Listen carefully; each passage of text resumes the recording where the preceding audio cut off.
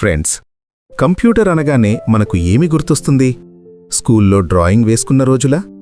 లేదా ఇంట్లో నాన్న ఆఫీస్ పనిచేసే ల్యాప్టాపా? కానీ ఒక్కసారి ఊహించండి, మొట్టమొదటి కంప్యూటర్ ఎలా ఉండేదో, అసలు దాన్నెందుకు కనిపెట్టారో? ఈరోజు అదే కథ తెలుసుకుందాం. మనమందరం లెక్కలు చేస్తుంటే ఏమవుతుంది? కొన్నిసార్లు వెంటనే జవాబొస్తుంది, కొన్నిసార్లు చాలా టైం పడుతుంది, ఇంకొన్నిసార్లు తప్పు జవాబు కూడా వస్తుంది. ఇలాంటి తప్పులు అసలు ఉండకూడదు అని ఆలోచించిన ఒక వ్యక్తి ఉన్నాడు.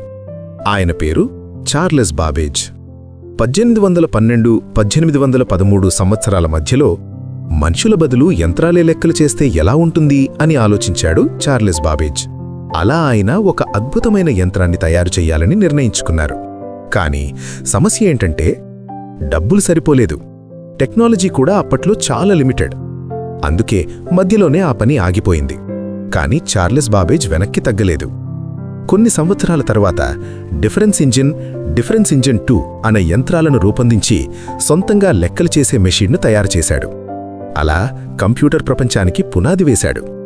అందుకే ఈరోజు కూడా చార్లెస్ బాబేజ్ని ఫాదర్ ఆఫ్ కంప్యూటర్ అని పిలుస్తాం. చార్లెస్ బాబేజ్ తయారు చేసిన అనలిటికల్ ఇంజిన్ అనే మెషీన్కు ఒక మహిళ కోడ్ రాసింది. ఆమె పేరు అడా లవ్లేస్. ఆమెనే ప్రపంచంలో మొట్టమొదటి ప్రోగ్రామర్, మొదటి కోడర్ కూడా ఆమెనే. ఆమె వల్లే కంప్యూటర్లు కేవలం లెక్కలు చేయడానికే కాదు, ఇంకా చాలా పనులకు ఉపయోగపడతాయి అని ప్రపంచానికి అర్థమైంది.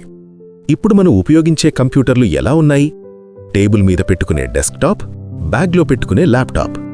కానీ మొట్టమొదటి కంప్యూటర్ మాత్రం ఒక గది మొత్తం నిండిపోయేంత పెద్దగా ఉండేదట. అందుకే ఫ్రెండ్స్, ఈ చిన్న ల్యాప్టాప్ వెనక ఇంత పెద్ద చరిత్ర దాగుందన్నమాట.